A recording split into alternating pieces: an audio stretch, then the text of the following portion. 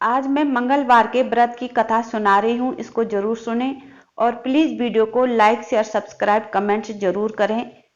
भगवान शंकर के 11वें रुद्रावतार हनुमान जी जो मंगलवार का व्रत रखता है, हनुमान जी और मंगल देव उस पर बहुत प्रसन्न होते हैं।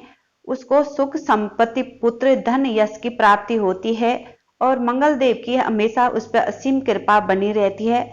शाम को नमक का भोजन नहीं करना चाहिए और ब्रह्मचर्य का पालन करना चाहिए। नियम का पूरी तरह से पालन करना चाहिए।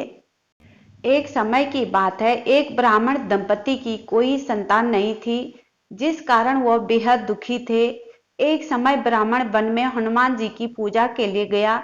वहां उसने पूजा के साथ महावीर जी से एक पुत्र की कामना की। घर में उसकी स्त्री भी पुत्र की प्राप्ति के लिए मंगलवार का व्रत करती थी। वह मंगलवार के दिन व्रत के अंत में हनुमान जी को भोग लगाकर ही भोजन करती थी। एक बार व्रत के दिन ब्राह्मणी न भोजन बना पाई और न ही हनुमान जी को भोग लगा सकी। उसने प्रण किया कि वह अगले मंगलवार को हनुमान जी को भोग लगाकर ही भोजन करेगी। वह भूखी प्यासी 6 दिन तक पड़ी रही। मंगलवार के दिन वह बेहोश हो गई। हनुमान जी उसकी निष्ठा और लगन को देखकर प्रसन्न हुए। उन्होंने आशीर्वाद स्वरूप ब्राह्मणी को एक पुत्र दिया और कहा कि वह तुम्हारी बहुत सेवा करेगा। बालक को पाकर ब्राह्मणी अति प्रसन्न हुई। उसने बालक का नाम मंगल रखा। कुछ समय उपरांत जब ब्राह्मण घर आया तो बालक को देखकर पूछा कि वह कौन है। पत्नी बोली कि मंगलवार व्रत से प्रसन्न होकर हनुमान जी ने उसे यह बालक दिया है। ब्राह्मण को अपनी पत्नी की बात पर विश्वास नहीं हुआ।